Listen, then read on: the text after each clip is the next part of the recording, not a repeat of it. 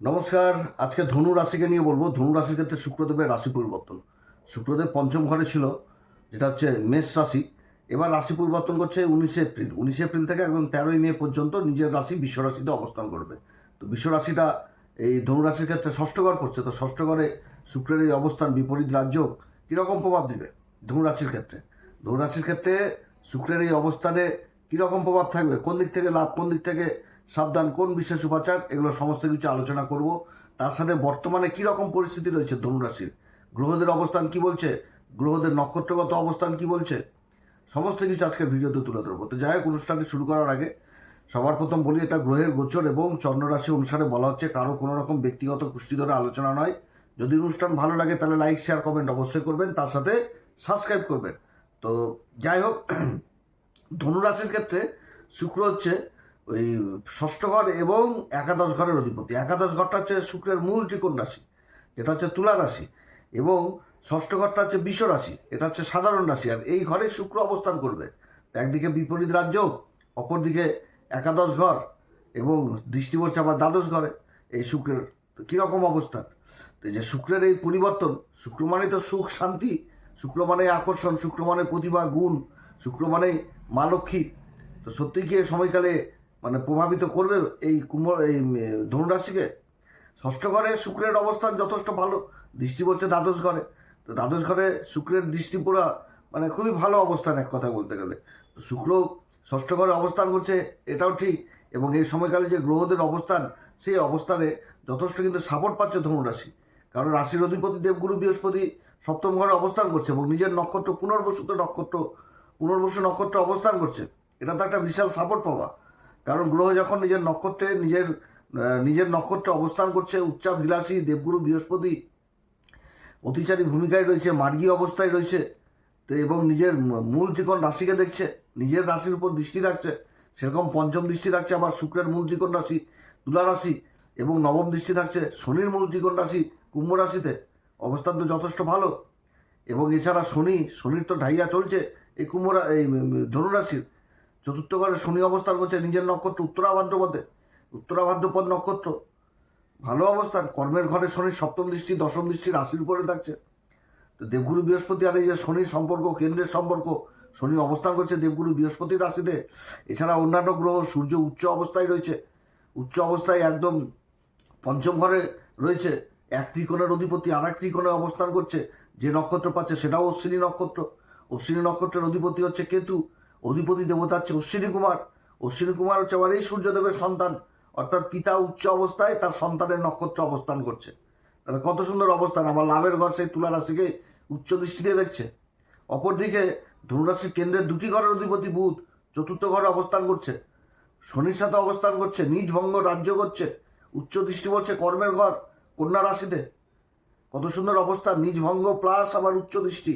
কারণ কন্যা রাশিতে তো বুধ উচ্চ হয়ে যায়, আবার তার সাথে আবার ভাগ্যের ঘরের অধিপতি, ভাগ্যের ঘর বলছি, পঞ্চম ঘরের অধিপতি, পঞ্চম ঘর মেষ রাশি, সেই ঘরের অধিপতি মঙ্গল, দ্বাদশ ঘরের অধিপতি মঙ্গল এই চতুর্থ ঘর সুখের ঘরে অবস্থান করছে। এখানে তো কেন্দ্র ত্রিকোণ রাজ্য, গ্রহ তো প্রভাব দিবে। এবং এই সময়কালে এই যে শুক্রের পরিবর্তন, এই পরিবর্তনের সময়কালে আবার এই মঙ্গল আবার বুধ, এই দুটি গ্রহ আবার ওই উত্তরা ভাদ্রপদ নক্ষত্র শনি নক্ষত্র অবস্থান করছে। আর অপরদিকে কেতু আবার ভাগ্যের ঘরে অবস্থান করছে, যে নক্ষত্র পাচ্ছে সেটা আবার মঘা নক্ষত্র, নিজের নক্ষত্র। এবং তার সাথে আবার রাহু তৃতীয় ঘরে অবস্থান করছে, যেটা হচ্ছে কুম্ভ রাশিতে অবস্থান করছে নিজের নক্ষত্র শতবির সাথে। হেভি অবস্থান, খুবই ভালো অবস্থান এই অবস্থান। তার মাঝখানে শুক্রের এই পরিবর্তন হচ্ছে, বিপরীত রাজ্য তৈরি করছে, বিপরীত পরিস্থিতিতে মানে এগিয়ে চলা, সেই জিনিস কিন্তু বুঝাচ্ছে। বিপরীত পরিস্থিতি এবং প্রবল শত্রু অন্তর্যোগ তৈরি করে দিচ্ছে শুক্র। ষষ্ঠ ঘর থেকে যে শুধু বিপরীত পরিস্থিতি, অসুখ বিসুখ, রোগ ঋণ রিপু এগুলো দেখায় সেটাও তো না। ষষ্ঠ ঘর হচ্ছে মানে দিশা পেয়ে যাওয়া। ষষ্ঠ ঘর যাদের মজবুত থাকে তারা কি জীবনে দিশা পেয়ে যাওয়া, জীবনে যতই খারাপ সময় আসুক প্রকৃতি ঈশ্বর তার জন্য দরজা খুলে রাখবেই। আর সেই সেই দরজায় এগিয়ে যে নিজের জীবনকে প্রতিষ্ঠিত করে ফেলবে, সেটাই কিন্তু ষষ্ঠ ঘর। শক্ত মানে বলবান থাকা মানে নিজের আত্মবিশ্লেষণ করা, নিজের ভুলগুলোকে সংশোধন করা, নিজের ভুলকে সংশোধন করে এগিয়ে নিয়ে যাওয়া। তো শুক্রের এখানটাতে কী কাজ? শুক্র নিজের গুণ, নিজের আকর্ষণ, নিজের প্রতিভা কর্মক্ষেত্রে দেখিয়েই তো সেই জায়গাটাতে নিজের ভুলটাকে সংশোধন করে নিজের কর্মক্ষেত্রে সেই জায়গা থেকে লাভ নিয়ে আসবে, এটাই তো বোঝাচ্ছে। কারণ কর্মের ঘর যে দশম ঘর কন্যা রাশি, সেই ঘরের সাথে তো নবম পঞ্চম যোগ রয়েছে এই শুক্রের, শনির দৃষ্টি রাখছে এই ঘরে। সেরকম দেবগুরু বৃহস্পতি লাভের ঘর মূল ত্রিকোণ রাশি, শুক্রের রাশি তুলা রাশিকেই তো দেখছে। তো যাই হোক, শুক্রদেবের এই অবস্থান যথেষ্ট ভালো প্রভাবিত করবে। তবে শুক্রদেব যে রাশিতে অবস্থান করছে বিশ্ব রাশি, এই রাশিতে তো আবার চন্দ্রমা উচ্চ হয়ে যায়। তো চন্দ্রমা মানে মনকেও এই সময়কালে বিশেষ প্রভাবিত করবে। এবং এই গোচর চলাকালীন শুক্র আবার কিন্তু ওই চন্দ্রমার নক্ষত্রও পাচ্ছে। তো যাই হোক, সেগুলো অবশ্যই আলোচনা করব। 3টি নক্ষত্র পাচ্ছে, কৃত্তিকা, তার সাথে হচ্ছে রোহিণী, তার সাথে হচ্ছে মৃগশিরা। তো এই যে 19 তারিখ থেকে একদম 13ই মে পর্যন্ত অবস্থান এই ধনুরাশির ক্ষেত্রে ষষ্ঠ ঘরে, তো 3টি নক্ষত্রের মধ্যে কৃত্তিকা নক্ষত্র পাচ্ছে 19 তারিখ থেকে একদম 27 তারিখ পর্যন্ত। তো কৃত্তিকা নক্ষত্রের অধিপতিকে সূর্যদেব, সূর্য হচ্ছে রাজা, রাজা এখন উচ্চ অবস্থায় অবস্থান করছে পঞ্চম ঘরে, ত্রিকোণে অবস্থান করছে ভাগ্যের ঘরের অধিপতি, এক ত্রিকোণের অধিপতি আর এক ত্রিকোণে অবস্থান করছে লাভের ঘর তুলা রাশিকেই দেখছে। এবং যে নক্ষত্রটা পাচ্ছে সেটা আবার অশ্বিনী নক্ষত্র, শিক্ষার জায়গা উঠে আসছে, পরিবর্তনের জায়গা উঠে আসছে, তারপরে খোঁজ প্রকৃতির জায়গা উঠে আসছে, রিসার্চ জাতীয় বিদ্যা থেকে আরম্ভ করে উচ্চশিক্ষা সমস্ত কিছু উঠে আসছে, মেডিকেল জিনিসটা উঠে আসছে। পঞ্চম ঘর সরকারি বেসরকারি কর্মের জায়গা, পঞ্চম ঘর সন্তানের জায়গা। তো সন্তান যে কর্ম করবে সেই কর্মে নিজের গুণ প্রতিভার দ্বারা সমাজে পিতামাতার মুখ উজ্জ্বল করবে, এটাও কিন্তু বোঝাচ্ছে ধনুরাশির ক্ষেত্রে।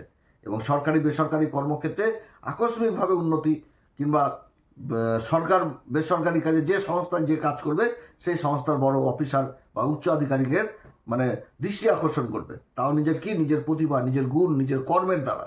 কারণ শুক্র মানে আগে বললাম আকর্ষণ। তো এই জিনিসগুলো হওয়ার প্রবল সম্ভাবনা থাকবে এই সময়কালে, অর্থাৎ বিশেষভাবে উন্নতি।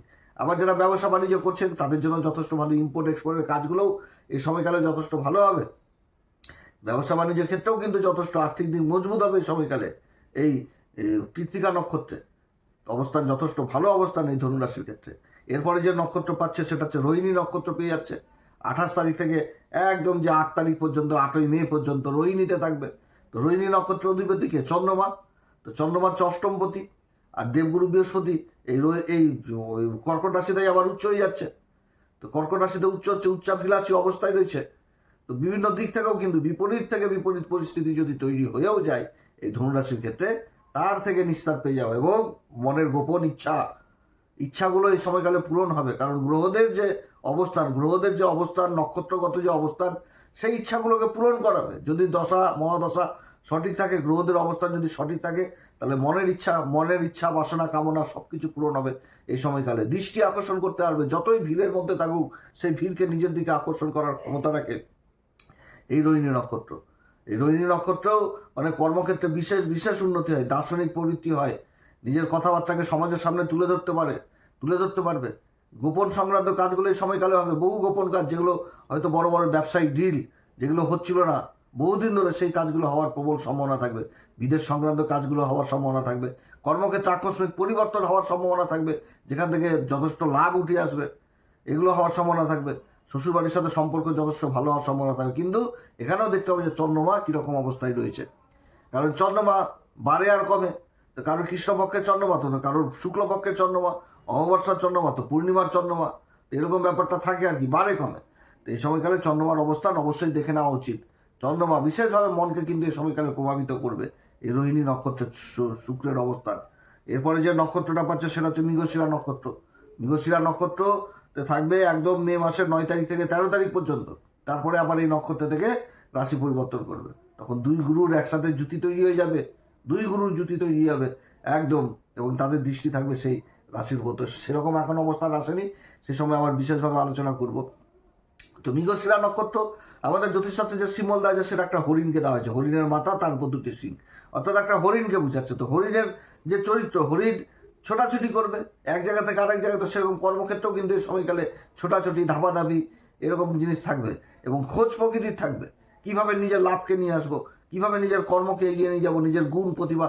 কারণ হরিণ তো মানে কি বনের এমন একটা পশু যেটা বনের শোভা প্রকাশ পায়, শোভা জিনিসটা প্রকাশ পায়। তো সেরকম কিন্তু কর্মক্ষেত্রে এতটাই ব্যস্ত হয়ে থাকবে যে নিজের গুণ, নিজের প্রতিভার দ্বারা আকর্ষণ করতে পারবে। অর্থাৎ কর্মক্ষেত্রে সুনাম সুখ্যাতি এই সময়কালে থাকবে। এবং এই সময়কালে শিক্ষার জায়গাটা বিশেষভাবে উঠে আসছে, শিক্ষার জায়গা। কারণ হরিণের নাভিতেই কিন্তু সেই কস্তুরী থাকে, যে গন্ধে হরিণও কিন্তু পাগল হয় যে কোথা থেকে এই গন্ধ, খোঁজ প্রকৃতি অর্থাৎ বিজ্ঞান, অর্থাৎ এই সময়কালে রিসার্চ জাতীয় বিদ্যা, গবেষণার মধ্যে যারা রয়েছেন সেই জায়গাটাতে সফল হয়ে যাওয়া। শিক্ষার ব্যাপারে এই সময়কালে একদম সেই মানে উচ্চশিক্ষার জন্য বিদেশে যাওয়া। কারণ এই যে বললাম মৃগশিরা নক্ষত্রের অধিপতি হচ্ছে মঙ্গল, অধিপতি দেবতা সোম মানে এই চন্দ্রমা, যে রস পান করে দেবতারা নিজেদের শক্তিকে বৃদ্ধি করে। সেই নক্ষত্রে, এই নক্ষত্রে মঙ্গল মানে এই ধনুরাশির ক্ষেত্রে পঞ্চমপতি পঞ্চম জায়গা মানে শিক্ষা দীক্ষা জ্ঞানের জায়গা। আর এদিকে হচ্ছে দ্বাদশপতি বৃশ্চিক রাশি, অর্থাৎ মানে শিক্ষার জন্য বিদেশ যাত্রা হওয়ার প্রবল সম্ভাবনা থাকবে। এছাড়া যারা সোশ্যাল মিডিয়াতে অ্যাক্টিভ রয়েছেন, ইনস্টাগ্রাম, তারপরে ইউটিউব, ফেসবুক, তাদের স্বপ্ন পূরণ হয়ে যাওয়া, বৈদেশিক অর্থ অর্জন করা। এছাড়া যারা সোশ্যাল মিডিয়াতে অন্যান্য কাজের সাথে অ্যাক্টিভ রয়েছেন, নৃত্য, সঙ্গীত, চিত্র, এই সমস্ত কাজে, তাদের ক্ষেত্রে একটা ভালো দিক উঠে আসছে এই সময়কালে। যারা কথাবাচক হিসাবে কাজ করছেন, যারা মার্কেটিং ফিল্ডে রয়েছেন, মিডিয়া সেক্টর রয়েছেন, তাদের জন্য এই সময়কাল যথেষ্ট ভালো হচ্ছে। যারা কাঁচামাল দ্রব্যের ব্যবসার সাথে যুক্ত রয়েছেন, ইম্পোর্ট এক্সপোর্টের কাজের সাথে যুক্ত রয়েছেন, কোনো খাবারের কাজের সাথে যুক্ত রয়েছেন, খাবারের প্রোডাক্টের কাজের সাথে যুক্ত রয়েছেন, সেই কাজগুলোতেও কিন্তু সফলতা পেয়ে যাওয়া। তো এত তো সব কিছু ভালো ভালো বলে গেলাম, এবার নক্ষত্রের তো কিছু কিছু খারাপ দিক রয়েছে। তো খারাপ দিক বলতে গিয়ে কৃত্তিকাতে যখন থাকবে তখন কিন্তু প্রেম ভালোবাসার দিকে চাওয়া পাওয়ার এগুলো কিন্তু বিশেষভাবে বৃদ্ধি পাবে, বিপরীত লিঙ্গের প্রতি বিশেষ আকর্ষণ বৃদ্ধি পাবে। অতএব এই দিক থেকে কিন্তু সাবধান, এই দিক থেকে সাবধান। রোহিণীতেও যখন থাকবে সেই একই গোপন প্রেম ভালোবাসা, ইন্টারনাল অ্যাফেয়ারের দিক থেকে কিন্তু সাবধান। এই সময়কালে এগুলো হওয়ার প্রবল সম্ভাবনা থাকবে। অতএব নিজের চরিত্রের উপর বিশেষভাবে খেয়াল রাখতে হবে। আর মৃগশিরাতে যখন থাকবে, মৃগশিরা নক্ষত্রে যারা মানে অবস্থান, এই অবস্থান কিন্তু আমার কোর্ট কেস মোকদ্দমায় বিজয় হাসিল করাবে, এটাও ঠিক। কিন্তু এই নক্ষত্রে আবার ব্যাড গুণ কি, খারাপ গুণ কি, যে বিশ্বাস কাউকে কিন্তু করা যাবে না, কারোর দায়িত্ব নেওয়া যাবে না। অর্থ করি, টাকা পয়সা, বিশ্বাস, এগুলোর দিক থেকে সাবধান, না তো কিন্তু বিশ্বাস ভঙ্গের ব্যাপার তৈরি হয়ে যাবে। বিশ্বাস, অতি বিশ্বাস যেখানটাতে করা যাবে সেখানটাতে কিন্তু সর্বশেষ এসে হাত তুলে দেওয়া কিংবা বেইমানি করা, বিশ্বাসঘাতকতা করা, এগুলো কিন্তু বোঝাচ্ছে। কারণ হরিণ কিন্তু চট করে কাউকে বিশ্বাস করে না, আর হরিণ যখন বিশ্বাস করে তখন বিশ্বাসঘাতকতা হরিণের সাথে হয়েই থাকে। যাই হোক, অনেক কথা আলোচনা করলাম। এই সময়কালে অবশ্যই হনুমান চল্লিশা, বজরংবাণ, শ্রীরাম সীতা প্রণাম মন্ত্র সহকারে পাঠ করবেন, সূর্যদেবকে অর্ঘ্য দিবেন, পিতামাতার আশীর্বাদ নেবেন এবং গাই গরুর সেবা সবুজ জাতীয় খাবার দিয়ে করবেন এবং তার সাথে মা ভগবতী মাকে লাল পুষ্প অর্পণ করবেন। যারা গুরুর দীক্ষা নেননি অবশ্যই গুরুর দীক্ষা পাবেন। কর্মক্ষেত্রে বিশেষ উন্নতি নিয়ে আসছে এই গোচর, এই শুক্রদেবের এই পরিবর্তন চারিদিক থেকে আর্থিক দিকটাকে মজবুত করাবে এবং লাভের একাধিক রাস্তা তৈরি করবে শুক্রদেব এই অবস্থান এই ধনুরাশির ক্ষেত্রে। যাই হোক, আপনারা সবাই ভালো থাকেন। এরপরে আবার আসবে একটি নতুন পর্ব নিয়ে। যদি অনুষ্ঠান ভালো লাগে তাহলে লাইক, শেয়ার, কমেন্ট এবং তার সাথে সাবস্ক্রাইব করবেন। নমস্কার, ধন্যবাদ।